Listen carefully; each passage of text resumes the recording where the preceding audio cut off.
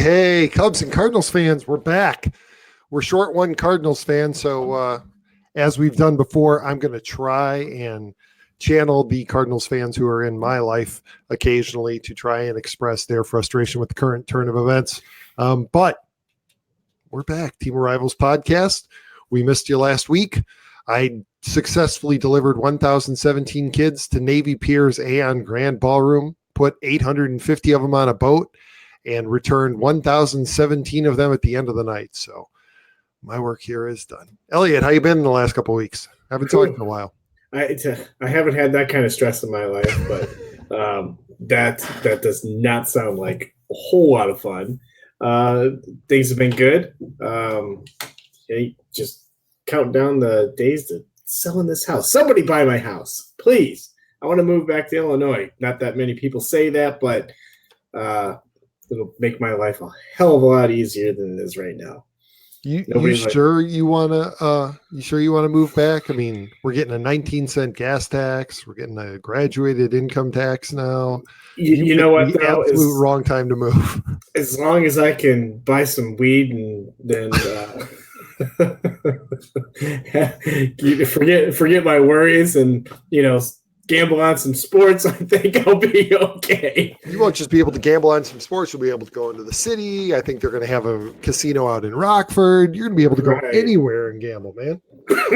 Yeah, I think they passed the recreational marijuana bill so that everybody will forget about all the other freaking taxes that they have to pay in Illinois. That might be right.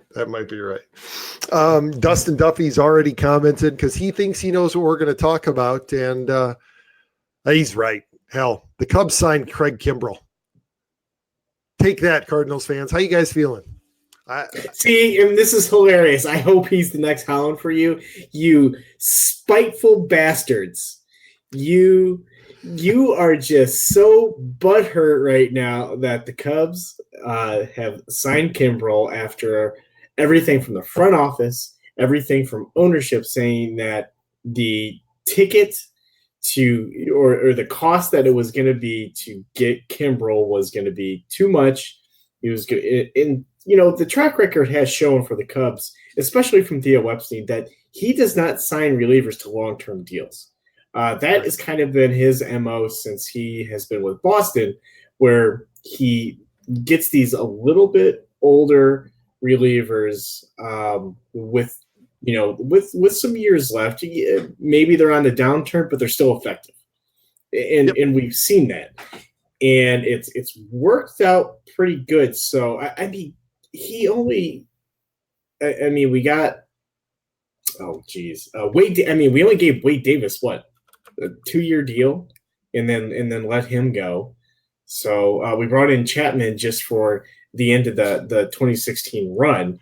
And Aaron kind of beat me to it. Aaron Mullins, Kimbrel was a steal. Good deal for the Cubs, absolutely. I mean, for what he was looking for in the beginning of before the end of last season. God, man, yeah, they got him for a pretty good deal. Now, we know that he didn't have that great a postseason last year, but if he can be as effective for the regular season, I mean, the Cubs have blown half of their saves this year. Half. They are like 12 of 24 in their save opportunities.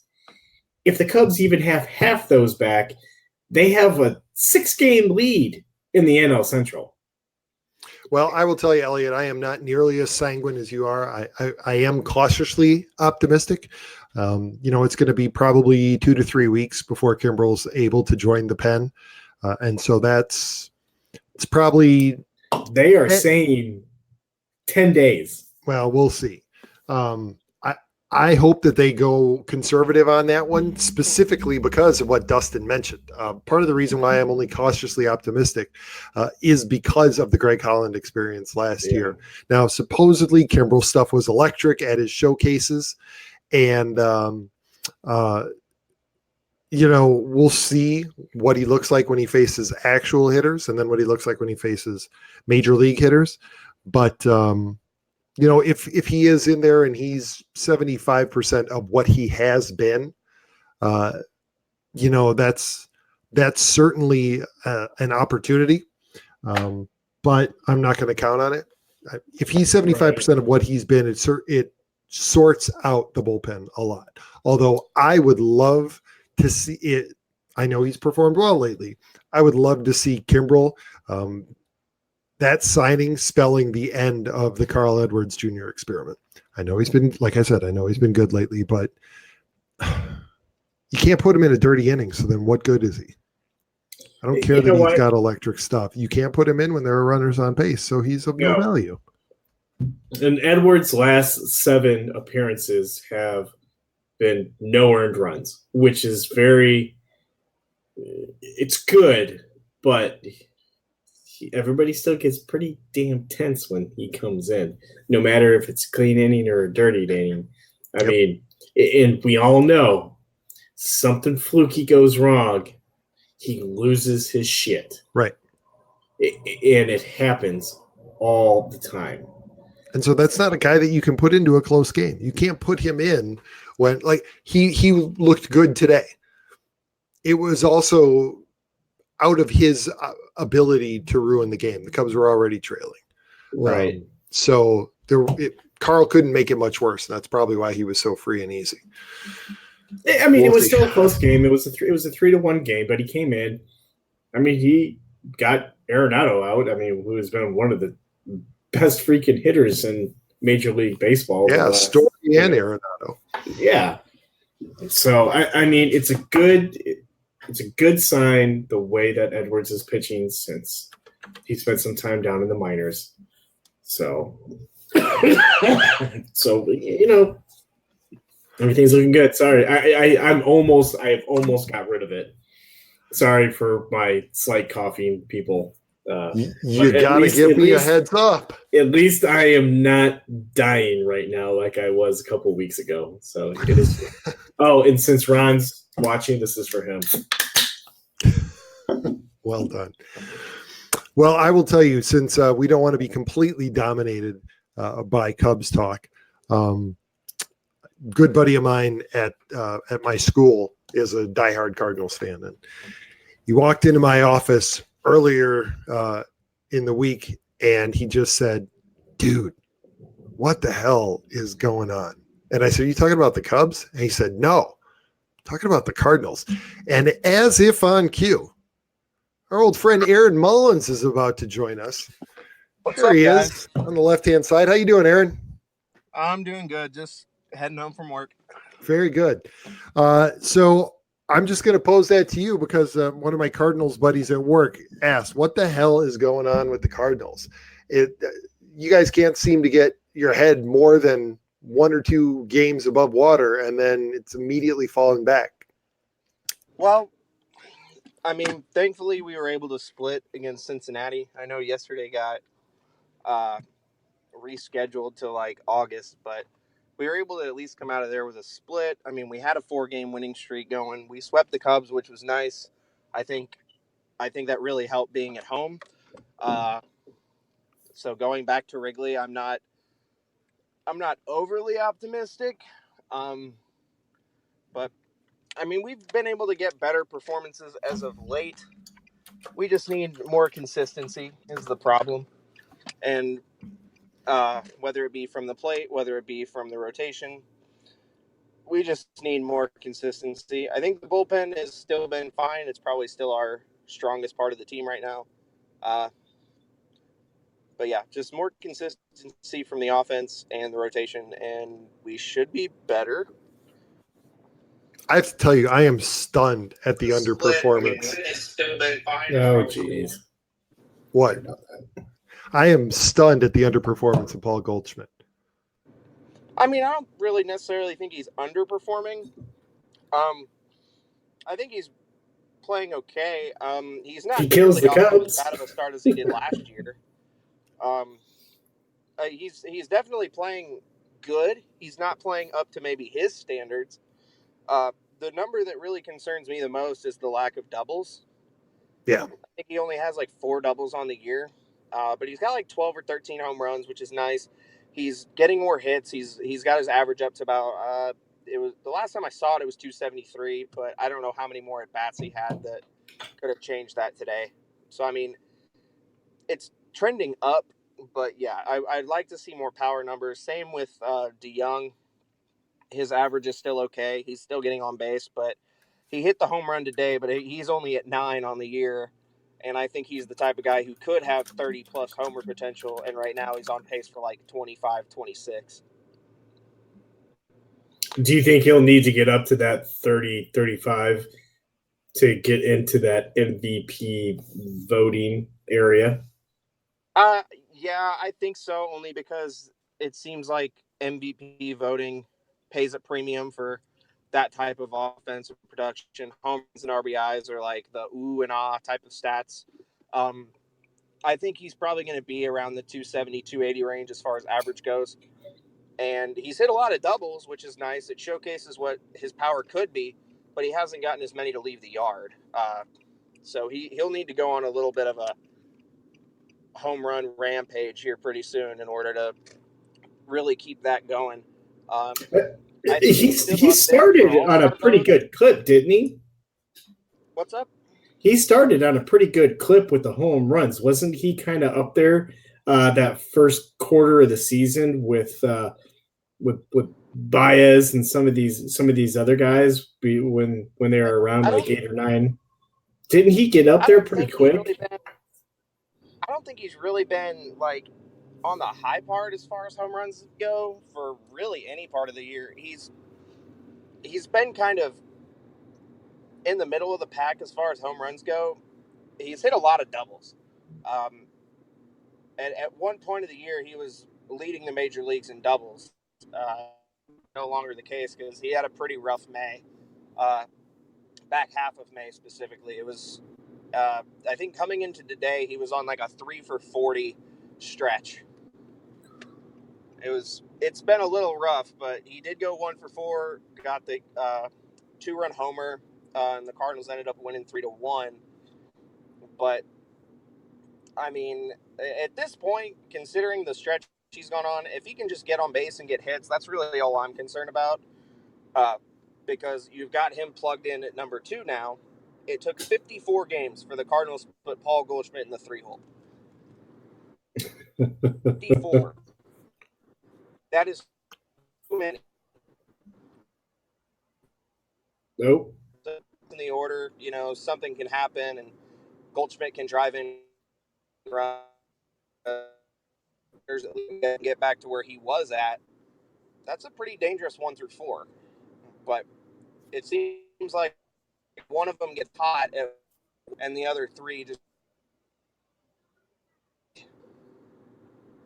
Was that the other 3 kind of die? Yeah. Okay. I'm losing. I get a weird spotty connection at literally this exact intersection. That's okay. That's okay. And the NL Central seemed to kind of hit like this weird, like everybody was all hot at the same time. The Cubs, the Cardinals, and the Brewers. And then all of a sudden, everybody decided that they were going to lose a series here, win a series here, lose a series here, win a series there, between everybody, between all the 3 top teams.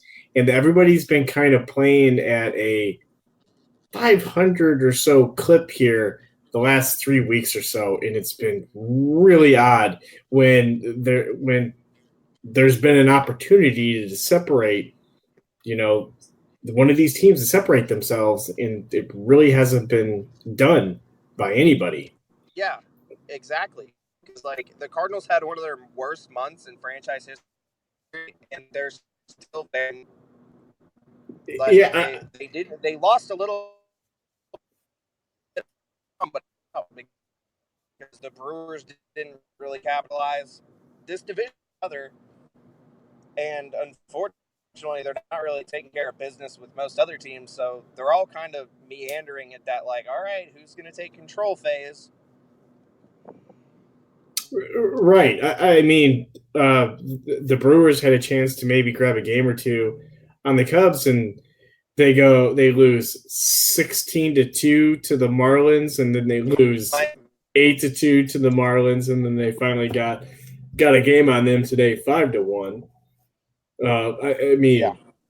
the Cubs don't win any games against the Cardinals. They lose 2 out of 3 to the Reds. I mean, and the Reds are streaky. They have good pitching, and it's the NL Central. Like we said in the beginning of the year, they are going to beat up on each other. Yeah, there's not a team that you can really say like, we're easily going to take 2 of 3. It's not the case this year. It was maybe last year, but every single team in this division is going to give you problems. Yeah. Which really sucks.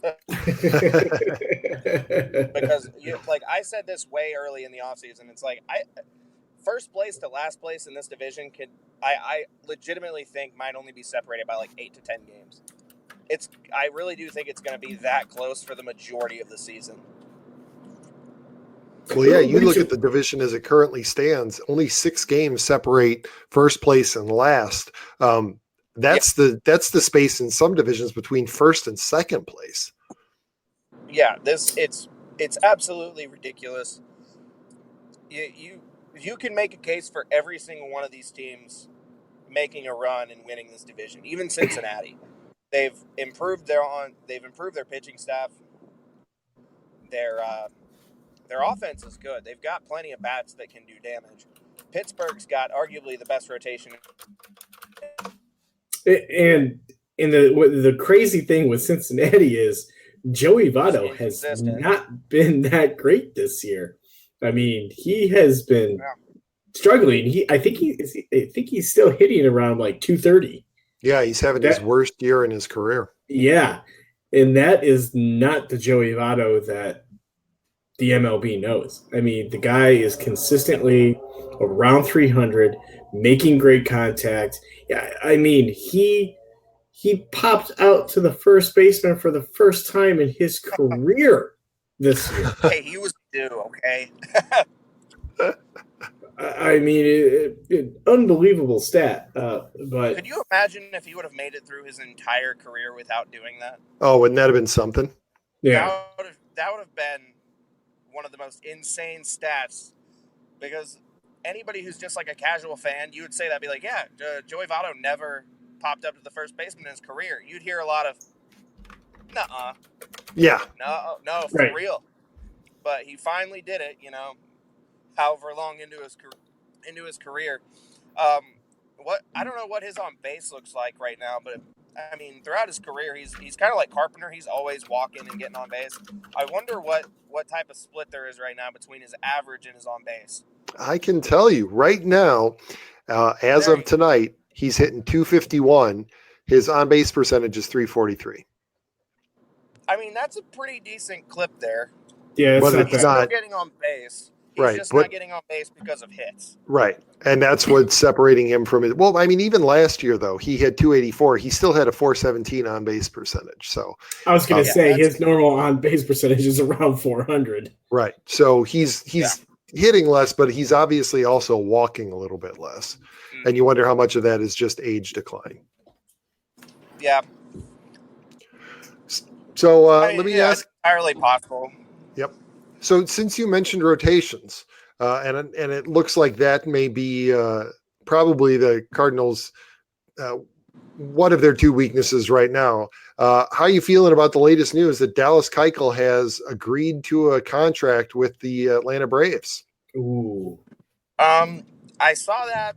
I'd been making a little bit of, not really a push, but like they need to do something about it, and at least if you address it with Keuchel, you address it sooner rather than later. Right. The thing with Keuchel is, like, I've been kind of against it for most of the year, actually. I'm like, no, hard pass. It's going to take 3 to 4 weeks for him to get ready. Don't do that. I don't want to do that. But at the same time, I'm like, at this point, who do you throw out there? You tried Genesis Cabrera, and he showed signs of being okay, but then also showed signs of, not having a swing and miss against Cincinnati. Right. That's alarming given his pitch count. You've got guys like Daniel Ponce de Leon that should be making those starts, but evidently they don't feel like giving him the opportunity. Austin Gomber has been set back again. It could be another month before he's ready. And they still want to give Alex Reyes another minor league start before they call him up. So are they about to turn it back over to Waka? Because right now, I don't want to do that. Because Waka has not pitched well. Even in his relief appearances, he didn't blow me away the last time he came in. And so if they're about to give that rotation spot back to Waka, in the nicest way possible, you might as well just tack it on for a loss. He just hasn't looked right. Yeah, I mean that in the nicest way. Yeah, I don't know how Is you he patch that hole. Is he the Edwin Jackson of of the rotation? Oh, hell no. Come on now. That's just mean. Oh, but I mean, bad. The rest of the rotation has looked a lot better. I tweeted this out a while ago, but Michaelis in the month of May was really, really good, other than that one start at Texas where he gave up 7 runs. And just it inflated his ERA to a point where if you look at his month of May, he had like a 3.7 ERA. If you take out that start, he had a 1.8. That's pretty good. That one start just killed his month because he gave up 14 earned runs and 7 of them came in an inning and a third. Yeah. Ooh. So when people are like, "Oh, Michaelis still doesn't look good," because they bring up his ERA and whatnot, I'm like, he just had a really great May. I'm gonna look at the 34 innings he pitched in these 6 games over the 1 inning he pitched in this game, because that's what's telling me the bigger picture. I think he's okay. His look better. Meditation early on, so I'm fine to eat some crow for a little while if he's going to pitch this way. And then Wainwright, I posted a tweet just kind of stirring the pot. Just like, Wainwright could throw a complete game shutout, and people will still say he doesn't need to be in the rotation. He's garbage. And then he ends up going 8 and giving up no runs. I think you could argue he's been your most effective pitcher this year so far. I'm not on a consistent basis. If you look at his home stats, he's pitched very well at home. He's got like a 2.3 ERA at Busch Stadium. On the road, he's got an ERA over 6. And that's what the problem has been. And the thing is, it's like there shouldn't really be much correlation between his home and road splits. You wouldn't think it would be that severe, but it's been like that since like 2016. He's been so much better at home than anywhere on the road. I would almost say just pitch him at Busch Stadium and then find somebody else to make his road starts. Skip him on the road? You might as well at this point, because the numbers, granted, he hasn't made a ton of starts in the last 3 years, but it's starting to become a trend. Speaking of Adam Wainwright, what are you hearing about his battery partner? How long is Yachty going to be out? The stuff that I've heard is the Cardinals don't even know yet. They've just told him to rest. They've told him to just make sure that his hand gets rested. I don't think they necessarily have a timetable on it, at least from what I've heard. But at the same time, play pretty well. Yeah. I'm fine with how he swung the bat well. It seems like he's catching the staff pretty well. I'm really not all that worried, because you've got a former All-Star as your backup catcher, and then you've got a top 10 catching prospect sitting behind him. Yeah, not a bad thing. So not at all. So right now, I think we're doing all right. I'd like to see Yachty out. If you look at his stats, it's not like he was tearing the cover off the ball before he came out. And he still has the next year. Next year is his last year on his contract, correct? I believe so. I would have to double check. I think he comes off either 2020 or 2021. It might be just in time. Mm-hmm. So I was pretty leery of them re-signing him to that long-term deal. So it sounds like next year might be the David Ross send-off for the Cardinals and Yachty. Yeah, you're right. 2020 is the end of this contract. Yeah, I think whenever they did that deal, I think they had a feeling that they were probably going to be getting rid of Kelly in some capacity. So them signing him was just like, okay, well, at least we know we've got him for a little while longer. He still caught more innings than any catcher in baseball, despite his age. So Right. I don't think they were really too worried about it. Picking up Wieters was honestly another thing I tweeted about. I think that might be one of the most underrated moves in the entire offseason when you look at what type of production he's been able to put up. Oh, hell yeah.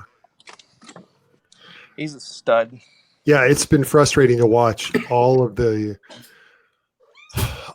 various catchers come off the market and not see the Cubs in on any of them during the offseason. Now, Victor Caratini, I think, has pleasantly surprised with what he has done as Contreras' backup, but still, you'd like to see somebody who can dominate back there from a receiving standpoint, because Wilson Contreras is not that catcher. And I feel like he needs somebody to mentor him when it comes to the finer points of receiving. Yeah, and you're right on Caratini, especially as a switch hitter too, because he gives the Cubs a lot more options when it comes to that. And we've seen that lately, and it's nice to have Caratini back. He gives a little bit of leeway to Madden with the funky things that he does. But right now, Contreras' offense has pretty much been saving him, I think, in terms of his overall performance. Because I mean, he kind of goes back and forth between his receiving well and then not receiving well. There's games where he looks really good receiving the ball, and then there's games where it's like he totally loses it and isn't sure, and he's all over the place. So I think he needs somebody in the dugout when he comes in between innings to say, hey, man, you are all over the place out there. You need to relax. Yeah, he just needs to quiet down behind the plate. I mean, Stop drinking the Red Bulls between innings. Yeah, he's constantly moving, and that doesn't help. No. And I thought that's why they had Caratini catching you Darvish in the first place, and then Wilson caught you this last start. Right. Which I thought was kind of weird. Yeah, well, maybe they felt like you had finally figured some things out and was in a good enough place that they could put him back with Contreras, and he seemed to respond. I mean, the runs that were scored against him last night were definitely not on you. It was on, it was on the bullpen for allowing the runs to score. So Darvish from what he could control, he had a good start. Well, it was the air to second base that Rizzo threw that would have ended the inning, and then you had all those runs pile on. Right. But again, things that were out of his control. So he hasn't come through with that breakthrough start, but he has definitely looked better the last couple of turns through the rotation. I think he's thrown 6+ innings his last 3 starts. You're right. He has. And Jose Quintana looked good again today, 7 1/3. Yeah. What do you do? It was a quality start. Quality start. Yeah. If the offense is going to go 1 for 6 with Risp, and I mean, there's not a whole hell of a lot you can do. I mean, Rizzo striking out with man on first and second really doesn't help a whole lot. Yep. Well, I will tell you that's the thing that worries me going into this weekend series against the Cardinals is how the bats are going to respond. Are they going to be the offense that swept the Cardinals back several weeks ago at Wrigley, or are they going to be the offense that got swept by the Cardinals last weekend in Busch? I just don't know. I think it helps that the Cardinals are sending out Michaelis first, because he's had pretty good numbers against Chicago. So yeah, yes. 2 years. And we know Goldschmidt hits well in Wrigley, so I think it's only a matter of time before he starts to heat up at Wrigley. It would, of course, make sense that it'll be this weekend. So, and we all know forward to that. You throw everything out the window during the Cubs-Cardinals series because it seriously can go either way. Right. I mean, the players get up, jacked up a little bit more for this series, because the fans get jacked up a little bit more. And, the Cubs, got the ace up the sleeve with Cargo trying to prove something. So maybe we'll see a little something from him this weekend. Yeah. Yeah. Who knows? Did you guys see that the terms for the Keuchel deal? No, Did haven't not. seen it. 1 You year, have him there? 13 million. What is it? 1 year, 13 million. Are you serious? He's going to go back on the open market. Yep. Wow. That That is is cheap. stunning. Yeah, I was pushing that if the Cardinals were to try to acquire him, I was thinking like a 3-year deal, kind of the same thing with Kimbrel. Give him 3 years, and then you got a guy that can give you 200 innings while some of the younger kids develop more. Now, is that, from what you've heard, is that 13 million for the rest of the year, or is that going to be prorated? I have no idea. I just got the notification from the at-bat app. Wow. It says it was just agreed at 1 year, 13. And from what I had seen, the Yankees had offered him a 1-year deal for 17.9, which is what he turned down for the qualifying offer. But it was prorated to where he would make like 11.9 or 11.5 or something like that. So it sounds like that 13 is going to be for the remainder of the year. Yeah, it's got to be. I would think so, and that's probably just the best deal on the table. Which I'm curious to see, because the last couple of days it's like, oh, the Cardinals are apparently in the mix. They're making a push. I bet you Mo and Gersh probably offered him like 1 year, 10. Now they offered him 1 year, 13, but it was going to be prorated, so he was going to get 7. Yeah, he ended up getting like 8. Right. It's like, well, that kind of, it's like it's annoying, but the front office has also made a point to say that they have been looking for rotation help in some capacity, and there are potentially a lot of guys who are available. There's a possibility that even Scherzer could be thrown out there because, the Nationals still suck. He's still got 2 more. He's still got 2 more years of control, though. So right, the prospect package would be significant. It'd have to be huge. Yep. Yeah, and if it were me, who do you want? Take him. I don't care. For 2 more years of Max Scherzer. Yeah, arguably the best starter in the National League at the very least. Yeah, clean it out. You want both of our top 100 prospects? Take them. Yep. I would be okay with that. What do you think, Aaron? If to be fair, I do think Gorman for us could be like a legitimate star. So it's like I don't really want to dangle him out there, but we have depth at third base as far as prospects go. You could probably dangle one of those guys and make something happen. Carlson just got hit into the top 100 prospects. Apparently, they're pretty high on him, but it's Max Scherzer. Yeah. You already know he wants to play in St. Louis because he made that clear a few years ago when you guys didn't sign him. So what do you think, Aaron? If the Cardinals miss the playoffs again this year, do you think that's it for this front office? Or do you think you think DeWitt keeps him? Yeah, I think DeWitt likes him too much. And to be fair, I think they have done some good things. I think that it has been overshadowed by the fact that the Cardinals have missed the playoffs, but it's not like we've tanked. We've still been in it. And you're the White Sox of the National League. Yeah, essentially right now. But if you look at what we did this past offseason, we traded for Paul Goldschmidt. Yep. We signed Andrew Miller, who had a very under-the-radar May, by the way. He pitched very well in May. I think he had like a 2.2 ERA in the month of May. He's got his ERA down below 4, and no one's really talking about that. We really needed him to perform, and he's finally starting to perform. They made moves this year to say, hey, we're serious about making the playoffs. If those players don't perform, that's not on them necessarily.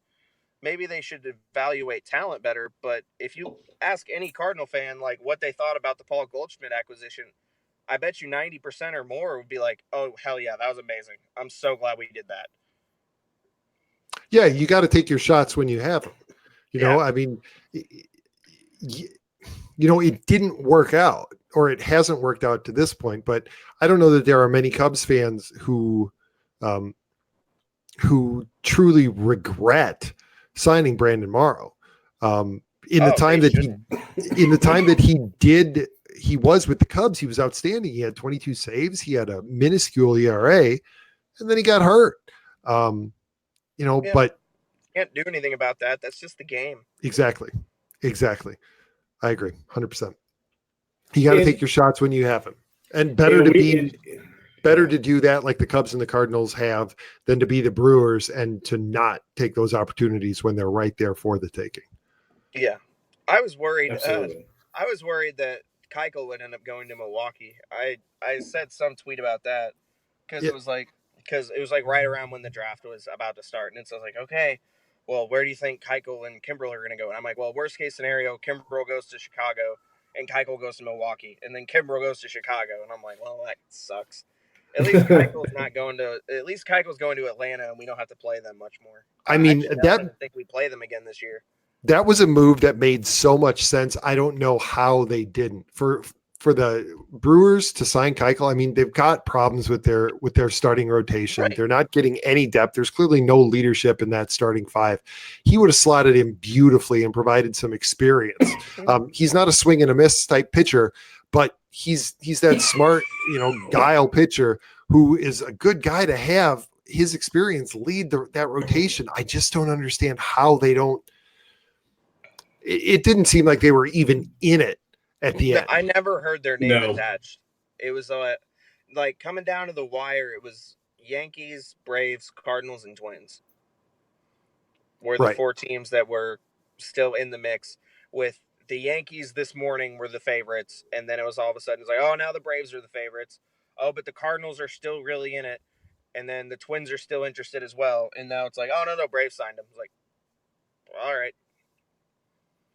And the one team that really could have used him, nowhere to be found. Arguably, all 30 teams in Major League Baseball could have used him. But, sure.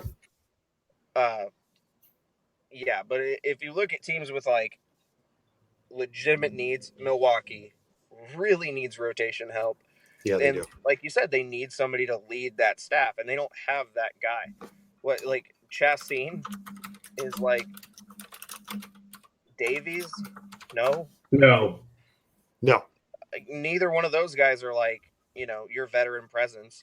Even in the Cardinals, Wainwright may not be leading the team in terms of like pitching ability right now, but he's that guy. Right. And he can still be that guy for those young kids. Even Michaelis to a certain extent, because it's only his second year with the Cardinals, but he was in the big leagues back in like 2013. He's been around a while. He's 29, I believe, 29 or 30. He's a veteran guy. Yep. And then you've got a bunch of kids who are just trying to take their spots. Flaherty's like 24. Hudson's 25. If you had to rely on guys like that to be the anchor of your staff, I'm sorry, but you are probably screwed.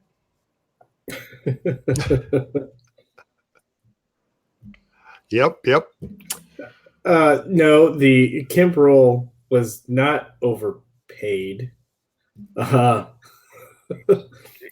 deal was a steal. Kimbrel deal was a steal. Kimbrel, he'll probably be rusty, but hey, he's still one of the most dominant closers in the game, Sam. Yeah. So you can take your Brewer fandom, you could Simadonna now. I had a buddy of mine post something about it on Facebook. Someone posted a link like, oh, Kimbrel going to Chicago. And like one of the first comments is like, oh, I'm not really worried about it. He's not what he used to be. And I'm like, him not being what he used to be is still like one of the best closers in baseball. Yeah. Right. What are you talking about? He struck out 14 batters per 9 last year with an ERA under 3. And he isn't what he used to be. Throw that in my bullpen right now. Yeah. I will take that 100%. Even with he's better than Pedro Strop, and he's better than any other player that the Cubs have had closing this year. So if he's gonna be, will be worth. I mean, if he can close 85% of his opportunities, which is MLB average, I am game for that, because right now the Cubs are only closing 50% of their save opportunities. Oh, So I'm worried to see what the Cardinals number is there. It's not as bad as the Cubs, I can tell you that. yeah, It's not good. because adding Kimbrel to the bullpen gets rid of either Ryan or Brad Brock, one of the two, which gets one of those guys out of your pen, and that pretty much sets up a Cishek, Pedro Strop, Kimbrel, 7, 8, and 9 on a normal rest bullpen, which is pretty. It's gonna be pretty dominant. So I'm still very happy with how the Cardinals bullpen has performed. They've got at least 4 or 5 guys that I would put in for any situation. And I did not expect that coming into the year, given, all of our recent issues. But I would put Martinez out there in almost any spot. I would put Miller out there in a lot of spots, given how well he's pitched lately. I would still put Hicks out there only because 104 is 104, but he's been a little rough lately.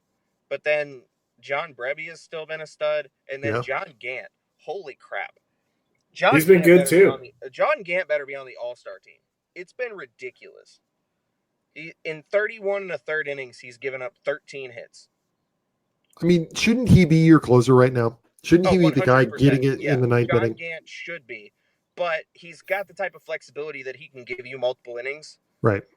And he's thrived in that type of role. So right now, it's a closer by committee because Hicks has struggled in the ninth inning.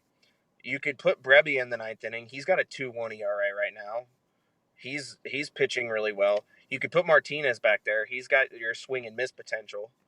And then John Gant, holy cow, you could put him out there for 2 or 3 innings and probably aren't going to give up a run. It's been I wanted Gant in the rotation. I've said that plenty of times. I wanted him in that spot over Hudson, but with the way he's pitched so far in the bullpen, you don't move him. No. You let him ride that high because he's been your best reliever by far, and he's been one of the best relievers in baseball. Yep. It's absolutely insane. And then you've got Gallegos, who's been kind of floating under the radar. His ERA is 3.8, but his FIP is 3.1, so a little bit of bad luck. But he's striking out 15 per 9. And no one's really talking about that. And the thing is, he was doing that in AAA. He was striking out 11 or 12 per 9 in AAA.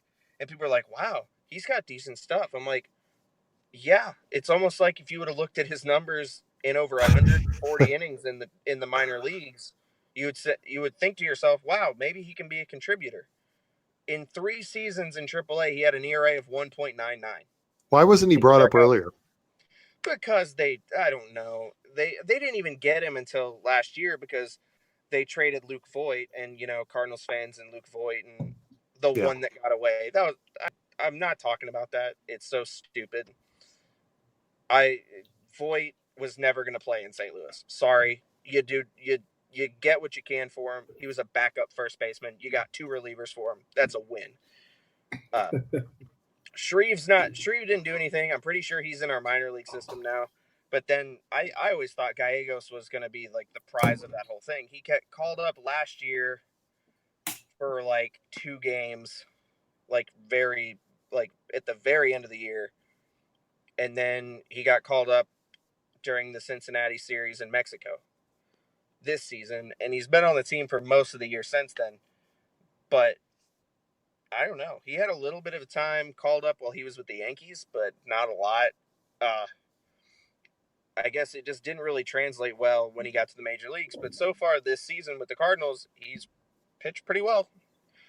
And that's been kind of the thing with most of our bullpen. It's they're actually pitching kind of well. This is nice.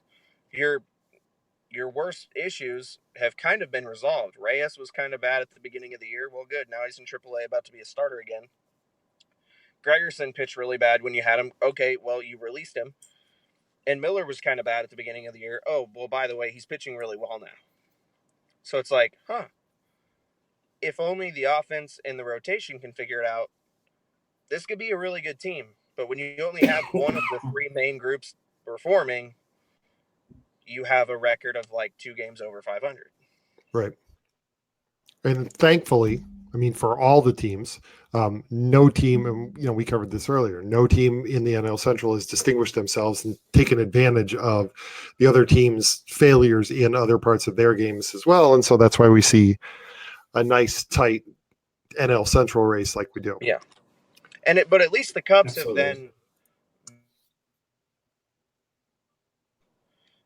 maybe he's not going to be available for a couple weeks, but they have addressed their need and done something about it. Whereas now for the Cardinals, their only way to really fix the rotation is either A, get Alex Reyes in the rotation again, or B, wait until the trade deadline to make a move, because none of these teams are going to be like, yeah, we'll give them up now. Well, if I've ever seen anything more Cardinals, like, they're not going to give up more to get them early. They're waiting until the last possible second. And even then, they're probably not even getting the guy we want them to get. I tell you, I am eager to see what this year's trade deadline looks like with the elimination of the waiver deadline on August 1st. Yeah. I think that the month of June could be wild as we get closer to, after, I think it's probably going to be the All-Star break is going to be the delineation when front offices are going to have to make some decisions. And I think those last couple of weeks are going to be really, really fun. Absolutely. I totally agree with you on that. I think we're going to see more trades happening by All-Star break instead of that last 2 weeks of July.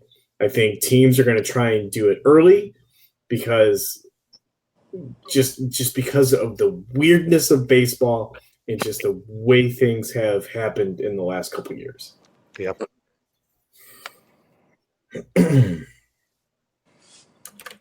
Anyway, go ahead. So looking forward to this weekend's games. We got Cubs Cardinals again. This is Series 3 we got coming up. I think it's going to be it's been weird that it's been 2 sweeps, both for the home teams. So it'll be but I don't think that's what's going to happen. I think because we're getting into the warmer months that it's in the teams are kind of have found their stride a bit. I know there's been a little bit up and down, but I don't think it's going to be a sweep this weekend. I think we're going to see maybe a 2 out of 3 for one of these teams. And it's going to be the team whose offense finds it. So because we've seen the pitching be okay, especially for the Cubs. I know the Cubs starting rotation has done a really nice job the last couple of weeks, even though the record doesn't show it. The starting pitching has done well. So as long as, hopefully the Cubs hit with runners in scoring position, we'll see a series win. It's Hamels versus Michaelis tomorrow, right? I believe that's right. Yes. And the last time those two faced off, it was like a 2-1 game in 11? Yeah. Like part of me kind of wants that to happen again because that means Michaelis at least had a good outing. But I'm also kind of worried that one of these, if not both of these pitchers, are due for just just not the best game. I'm worried that it's the last time they both pitched really well to this time being it's 9-7 and it's the third inning. Oh crap. Right. Well, I don't think we're going to see high scoring games this weekend. Of course, I'll be proven wrong because the weather forecast is for it to be pretty unseasonably cool. You're talking highs in the upper 60s and the wind blowing in all weekend long. Yeah. So I think we may see some lower scoring games, and we do have some good pitching matchups. Michaelis Hamels, Flaherty, Lester, and then Wainwright Hendricks. Yeah, so that'll of course mean that we're going to have a couple of 10-9 games because. I mean, other than Flaherty, Michaelis does give up a lot of hits. That's kind of his MO. He gives up a lot of contact so that the defense can then do their job. Flaherty, I'd like to see him lower his pitch count a little bit because, his stuff is great and I love the strikeout numbers, but when you're only going like 5 1/3, that's just more work for your bullpen. Yep. And as well as this bullpen has been, by the time we get to September, this bullpen is going to be worn out if these pitchers can't go deeper in the games. Michaelis is at least doing that now. Even after his inning and a third start, I think he had 4 starts of 7 innings and his other start was 6 innings. So it's like, that's good to see. Wainwright went 8 last time. So, if he could do that again, that would be sweet. I'm looking forward to the pitching matchups. But, yeah, I'm worried that one, if not multiple pitchers are just going to get rocked. And it's going to be and I'm worried that it's going to be one of our guys. Well, we will certainly see what happens. I'm looking forward to it. I have no idea where it's going to go, so I'm not even going to try to make any predictions. Yeah, I would get my magic 8 ball, but we tried all last year, and I think every time we were all absolutely wrong. Yeah, we were. In fact, I think there was one series where I said I thought that the Cubs were going to go 1-2 and maybe get swept, and I believe. No, you said they were going to get swept, and then they ended up sweeping. Yeah, so of course. So I'm just going to shut my mouth. Prediction pieces. It's like, wow, that was nowhere near what happened, was it? Yeah. Well, it'll be interesting to see what happens. I'm fully expecting Colton Long to go nuts because, of course, he would be the person to go nuts for the Cardinals this weekend. Yep. And on the Cubs side, it'll probably be somebody like Albert Almora Jr. will be the one who has a 2 home run game and a 4 home run weekend series. So I just need Paul DeYoung to get some more home runs so I can get back on the Pauly D for MVP bandwagon. It's not like I ever got off. I mean, for crying out loud, I'm probably driving the train, but yeah, I would like for him to maybe get out of his little rut. I think he's gotten a hit in his last 3 games, but when you went on like an 0 for 20 something or 0 for 30, it's like, hey, but it's going to happen. Everybody cools off at some point. If he could go 3 for 4 tomorrow, that would be spectacular. It would probably be a good sign for what's happening in the game if he goes 3 for 4 from the Cardinals standpoint. Well, you would hope so, but knowing our luck, Goldschmidt, Carpenter, and Ozuna would go like a combined 0 for 16. And Strand DeYoung at second base every time. That happened that was happening a lot in the month of April. He would get a double, and then no one would drive him in. I'd be like, what was the point of him just hitting a double? Well, that was the Cubs game today. Yeah, pretty much. All right, well. Gentlemen, when we are not live on Facebook at Team of Rivals Podcast, you can find us online at teamofrivalspodcast.com. We're on Twitter at Team of Rivals Pod and on Instagram at Team of Rivals Podcast.